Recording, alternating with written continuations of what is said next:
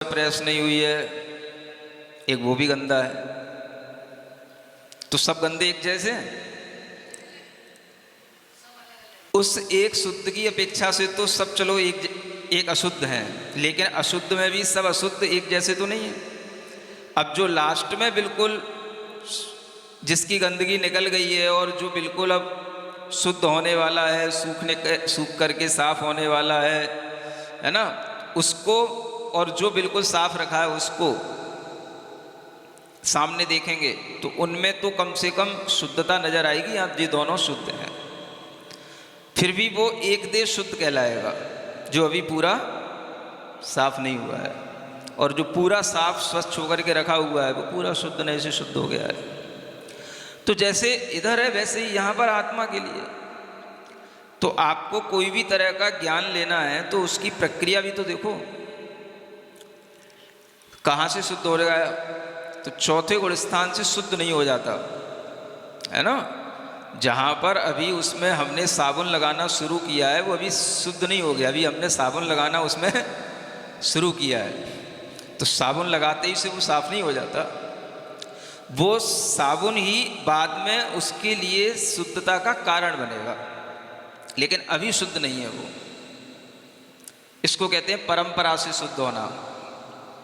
अभी तो हम साबुन भी लगा रहे हैं और उसकी गंदगी भी देख रहे हैं, दोनों दिखाई दे रही हैं, फिर भी लगा ही रहे हैं। क्यों लगा रहे हैं? क्योंकि पता है ये साफ होगा तो इसी साबुन से ही होगा। ये एडवर्टाइज में बता दिया गया है?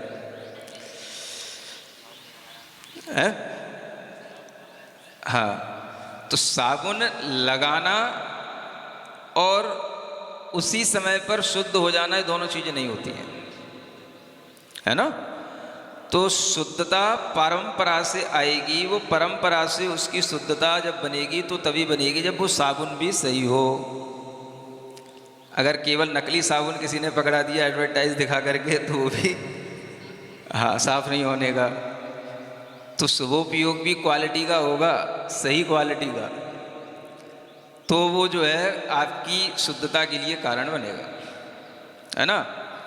अगर वो शुभोपयोग भी आपके लिए सही क्वालिटी का नहीं है, मतलब कि जो क्वालिटी ब्रांड आचार्यों की चली आ रही है वो ब्रांड वाली आपके पास में क्वालिटी नहीं है, और आपने कुछ भी अपनी प्राइवेट लोकल क्वालिटी बना ली है कुछ भी, तो उससे भी वो कुछ साफ नहीं होने का। बिकता रहेगा, लोग खरीदते रहेंगे, सफाई नहीं होने की। समझ आ रहा है? तो इसको कहते हैं ब्रांडेड चीज़ें, है ना।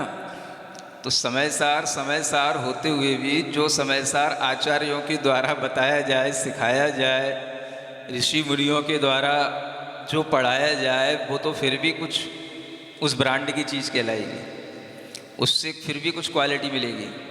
और जो आप अपनी खुद ही बाचना शुरू करके खुद ही अपनी मनचाही व्याख्या कर करके हाउ हाउ करवाते रहो और बस ऊँगते रहो, तो उससे कोई, हमें तो नहीं लगता कि शुभोपयोग भी हो रहा होगा।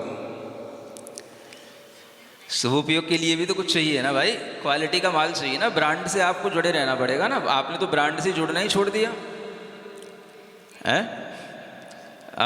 नाम तो आपने ले लिया समय सार का, लेकिन मनचाही व्याख्या तो आप अपनी कर रहे हो।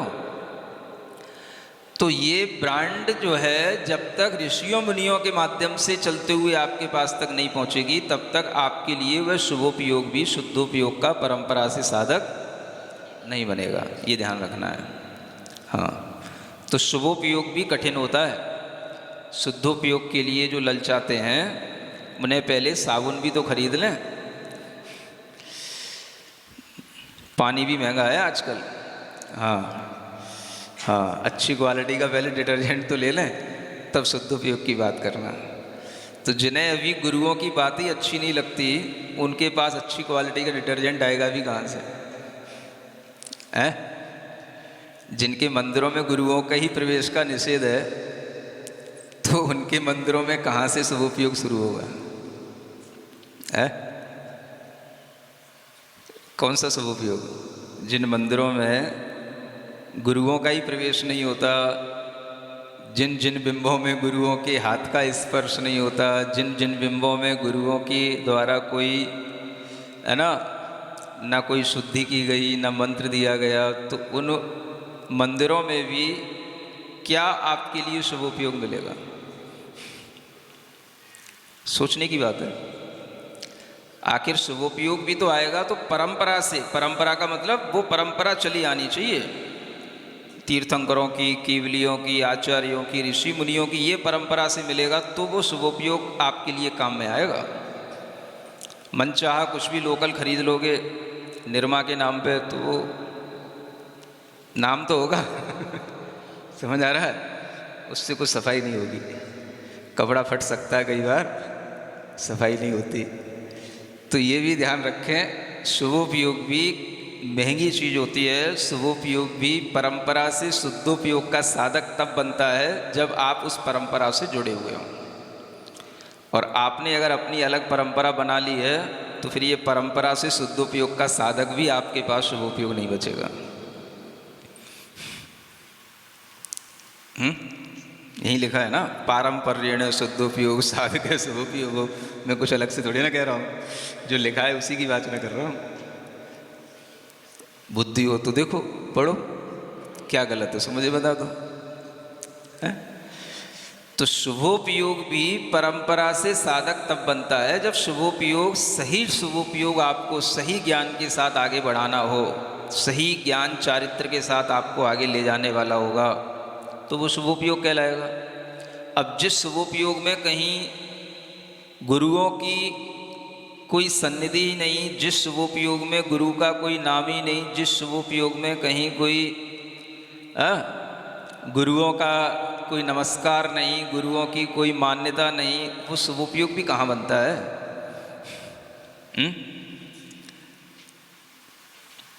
हम मानते तो है, उनको मानते हैं जो सामने नहीं है।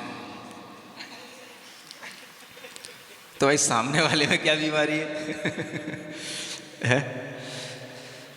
हाँ, तो ऐसे ही उस समय के लोग कहते होंगे, हैं?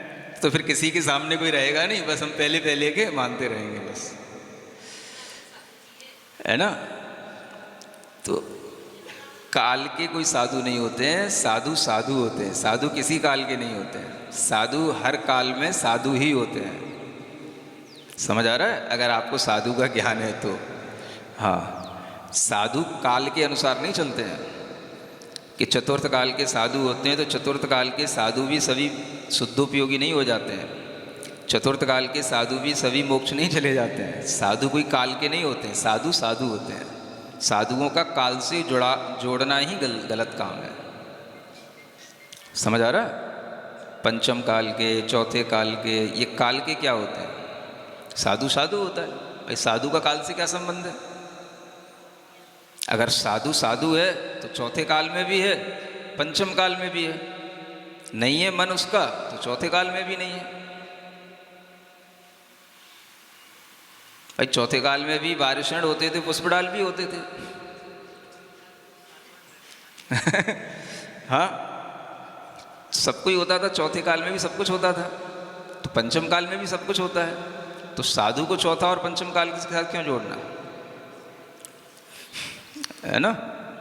तो साधु साधु होता है ना, साधु चौथे काल का होता है ना साधु पंचम काल का होता है। साधु रत्नत्रय की साधना करने वाला साधु होता है। हाँ, जो हर काल में एक समान होता है, चाहे कोई सा भी काल चल रहा हो। इससे क्या मतलब होता है? उसका अपना परिणाम, उसकी अपनी वैराग्य, उसकी अपनी ज्ञान शक्ति, उसका अपना रत्नत्रय, जितनी उसकी अपनी सहन शक्ति है उसके अनुसार वह है चौथे काल में। चौथे काल के अनुसार है पंचम काल में, पंचम काल के अनुसार है। रत्नत्रय में कहाँ कमी आती है? तो साधु को काल के साथ जोड़ना ही मिथ्या धारणा है। साधु को काल के साथ जोड़ करके कभी भी किसी के लिए बताना सिखाना, ये भी एक मिथ्या ज्ञान की वृद्धि करना है। चौथे काल के साधु, पंचम काल के साधु, ये बातें ही गलत हैं। हाँ, चौथे काल में भी सब तीर्थंकरों के काल में सब साधु रहते हैं। समझ आ रहा है? तो सब तरह के साधु सब तीर्थंकरों के काल में होते हैं। इसलिए आप साधु को काल से मत जोड़ो, साधु को सिर्फ साधु देखो। हाँ, समझ आ रहा है? तो जो रत्नत्रय का पालन करते हैं वो साधु हैं बस। उसका चौथे काल, पंचम काल और छठे काल से कोई लेना देना नहीं है। तो आज से अपनी बुद्धि से ये बात निकालना शुरू कर दो, चौथे काल के साधु, पंचम काल के साधु, ऐसा बोलना ही गलत है। कई लोग अर्घ भी चढ़ाते हैं ना, उसमें भी बोलते हैं पंचम काल के ऋषिवर हैं। तो पंचम काल के ये क्या होता है? पंचम काल के हैं भाई, सम्यक दर्शन ज्ञान चारित्र चौथे काल में और पंचम काल में कोई अलग अलग हो जाता है क्या? वही सम्यक दर्शन चौथे काल में है, वही 8 अंग चौथे काल में है, वही सम्यक ज्ञान 4 अनुयोग चौथे काल में है, वही सम्यक चारित्र, पंच महाव्रत, पंच सम्मति, 3 गुप्तियाँ चौथे काल में है, पंचम काल में है। तो पंचम काल के मुनीश्वर, पंचम काल के ऋषिवर, ये क्या मतलब है? ये कहना ही गलत है। तो साधु को काल के साथ कभी भी नहीं बांधना चाहिए, और जिन श्रावकों ने इस तरह से काल के साथ बांधना शुरू किया, उन्होंने ही इस तरह के भेद डालना शुरू कर दिया। समझ में आ रहा है? अब वो भजन हो, वो आपके